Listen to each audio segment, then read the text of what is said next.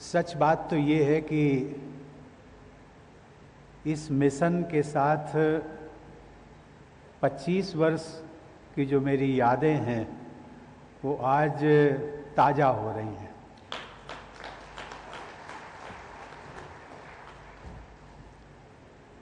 कभी मैंने भी कल्पना नहीं की थी कि शायद इस मिशन को लेकर के आशीष जी में जितनी संकल्प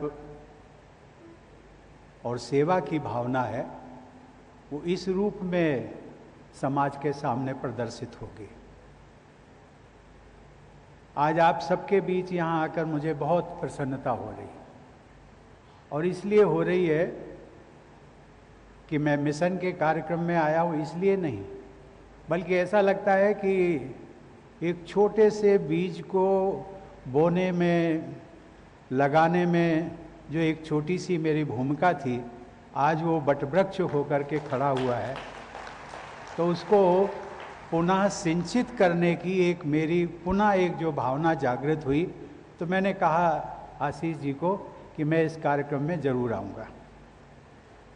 सौभाग्य से देवभूमि उत्तराखंड आने का अवसर मुझे अनेक बार प्राप्त होता रहा है। इस पवित्र भूमि की प्रत्येक यात्रा मेरे जीवन में एक नई ऊर्जा का संचार करती है। यह एक सुखद संयोग है कि मैं अभी कल्पना कर रहा था कि जब मैं राज्यसभा सांसद बना उसके तुरंत बाद पहली बार मेरी यात्रा जो हरिद्वार की हुई थी वो 1997 की हुई थी, और जब राष्ट्रपति बना 2017 में, तो जब उत्तराखंड आना हुआ तो सबसे पहली मेरी यात्रा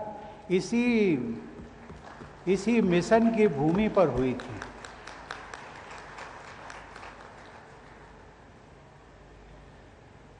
मानव कल्याण हेतु संवेदनशीलता के साथ निरंतर योगदान देने वाले आपके संस्थान के रजत जयंती वर्ष के समारोह में उपस्थित होकर मुझे विशेष हर्ष का अनुभव हो रहा है। देवियों और सज्जनों, उत्तराखंड की इस पावन धरती की महिमा अनन्य है। प्राचीन काल से ही लोग इस पवित्र भूमि पर पहुंचकर शांति व ज्ञान प्राप्त करते रहे। गंगोत्री, यमुनोत्री, केदारनाथ और बद्रीनाथ जैसे धाम इस भूखंड पर ही स्थित है। हरिद्वार और हरद्वार, इन दोनों नामों से प्रसिद्ध यह नगर भगवान विष्णु और महादेव शंकर दोनों की ही प्राप्ति का द्वार माना जाता है। इस प्रकार ये स्थान सृष्टि के पालन और प्रलय सहित जगत की ईश्वरीय लीला के संपूर्ण चक्र से जुड़ा हुआ है। पतित पावनी गंगा इस लीला की साक्षी भी है और जीवनदायिनी भी। माँ गंगा के इस पवित्र परिक्षेत्र में आकर भारत की अतुलनीय आध्यात्मिक परंपरा को मैं बार बार नमन करता हूँ। देवियों और सज्जनों, अध्यात्म का मूल तत्व है लोक कल्याण और सेवा।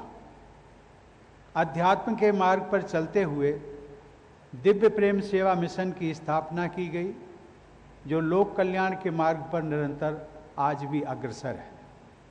यह इस माटी का ही प्रभाव था कि दिव्य प्रेम सेवा मिशन के संस्थापक आशीष जी ने गंगा के तट पर मानवता की सेवा के यह पुनीत कार्य प्रारंभ किया।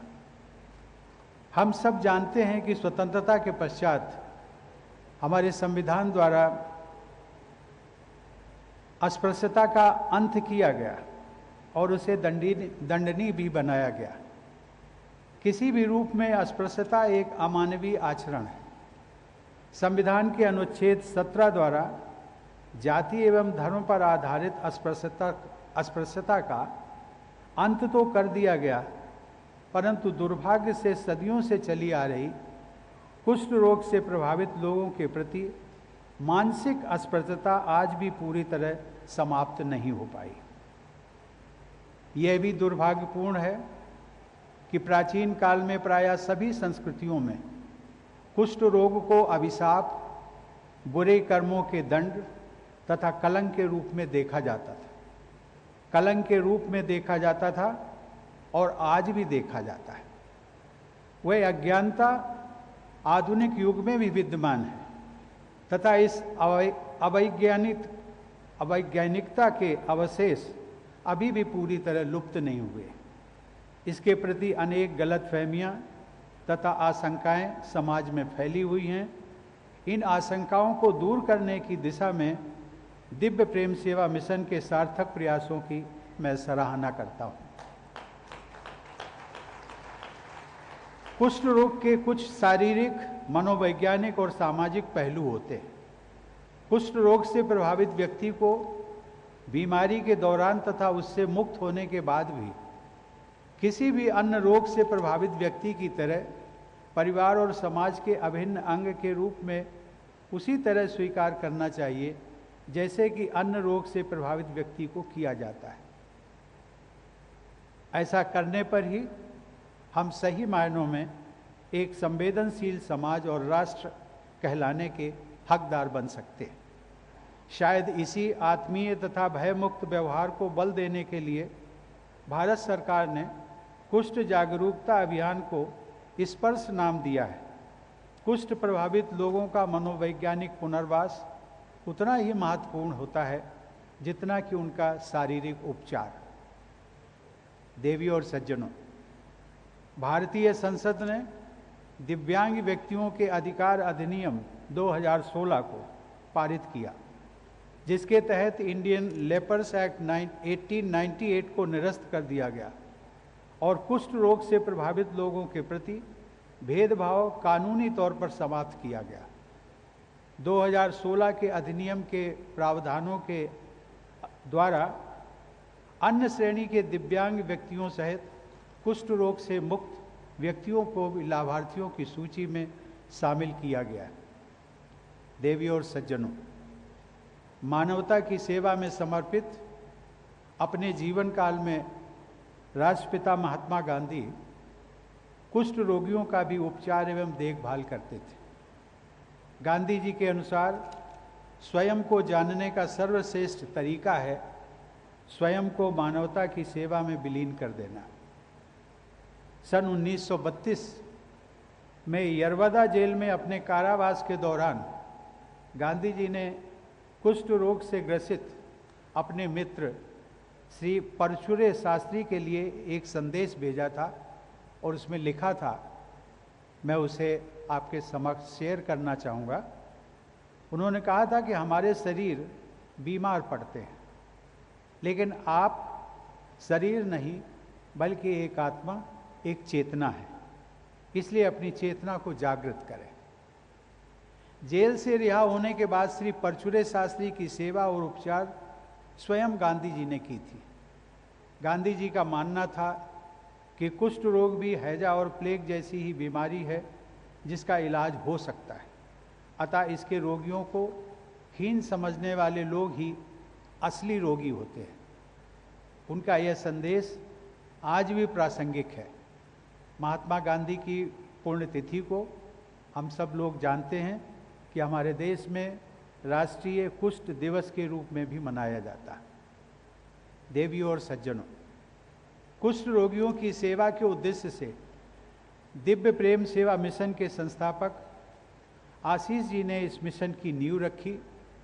आज से 2 दशक पूर्व एक युवा का प्रयागराज से हरिद्वार आकर समाज की परंपराओं के विरुद्ध जाकर इस संस्थान की स्थापना एवं विकास करना आसान काम नहीं था, परंतु अपनी संकल्प शक्ति एवं दृढ़ता से अपने सेवा प्रकल्प को विस्तृत रूप देकर आशीष जी ने समाज में एक उदाहरण प्रस्तुत किया है। दिव्य प्रेम सेवा मिशन की अनेक गतिविधियां अनुकरणीय हैं और आप जो लोग बैठे यहाँ, मुझे जानकारी है कि आप सब लोग बहुत सारे इन गतिविधियों से प्रत्यक्ष अथवा अप्रत्यक्ष रूप से जुड़े भी हैं।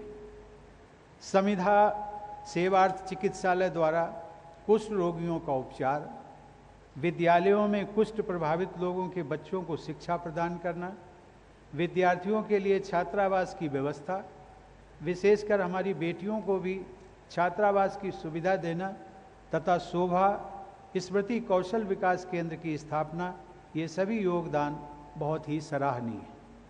इस प्रकार दिव्य प्रेम सेवा मिशन यहाँ रह रहे बच्चों के समग्र विकास हेतु प्रयासरत है। आप सब ने अपने मिशन के सिद्धांत सेवा, साधना, संबोधि को कार्य रूप दिया है। ऐसे उत्कृष्ट सेवा कर्म और समर्पण के लिए इस मिशन के संस्थापक और उनके सभी सहयोगियों को मैं बधाई देता हूँ। मैं इस मिशन की, जैसा मैंने अभी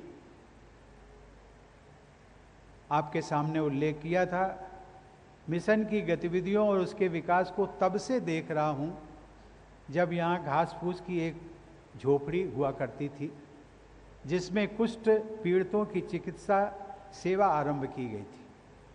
आज ये मिशन बड़े पैमाने पर सेवारत भी है और जन चेतना का संचार भी कर रहा है।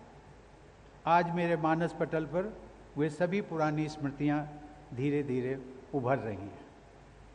देवी और सज्जनों, हमने देखा है कि कुष्ठ से प्रभावित रोगियों के बीच में काम करने वालों के प्रति भी समाज में अस्पृश्यता का व्यवहार अनेक लोग करते हैं।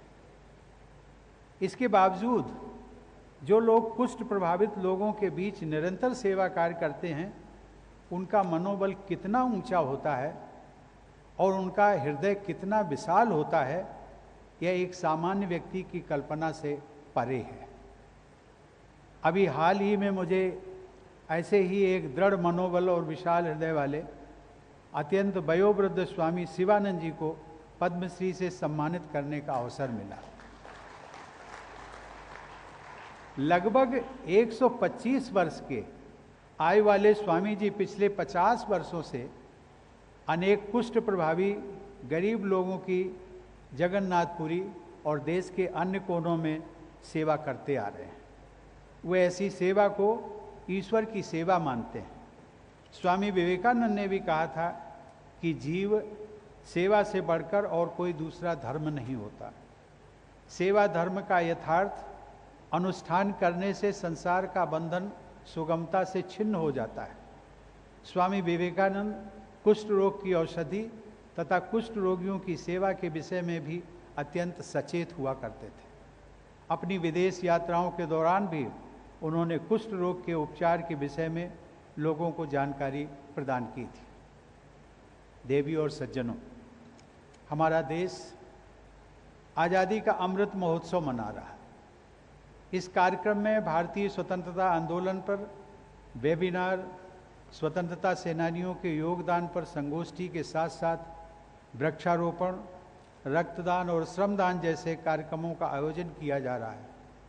मुझे यह जानकर प्रसन्नता हुई कि दिव्य प्रेम सेवा मिशन भी वृक्षारोपण और स्वच्छ गंगा मिशन हेतु श्रमदान जैसे कार्यक्रम आयोजित कर रहे हैं। ऐसे कार्यक्रमों के लिए मेरी शुभकामनाएं सदैव आपके साथ हैं। कुछ माह पूर्व मुझे कुछ ऐसे छात्र छात्राओं से मिलने का अवसर प्राप्त हुआ जो राष्ट्रीय सेवा योजना के अंतर्गत देश के विभिन्न क्षेत्रों में जन सेवा में लगे हुए। मुझे यह जानकर बहुत संतोष हुआ कि लगभग 40 लाख युवा इस योजना से जुड़े हुए। हमारे देश के युवा एनएसएस के माध्यम से भी लोगों में कुष्ठ रोग से जुड़ी भ्रांतियां दूर कर सकते हैं और इस रोग के उपचार के बारे में सही जानकारी प्राप्त करा सकते हैं। मैं देश के युवाओं से आग्रह करता हूं कि वे कुष्ठ रोग से प्रभावित लोगों की सेवा करने के अनुकरणीय उदाहरणों से प्रेरणा प्राप्त करें और अपना सक्रिय योगदान भी प्रदान करें। अंत में मैं आशा करता हूं कि दिव्य प्रेम सेवा मिशन से जुड़े आप सभी इसी प्रकार मानव सेवा के कार्यों में पूरी निष्ठा व तत्परता से सभी कार्यों में आगे बढ़ते रहेंगे और लोगों को सेवा कार्य के लिए प्रेरित भी करते रहेंगे। धन्यवाद। जय हिंद।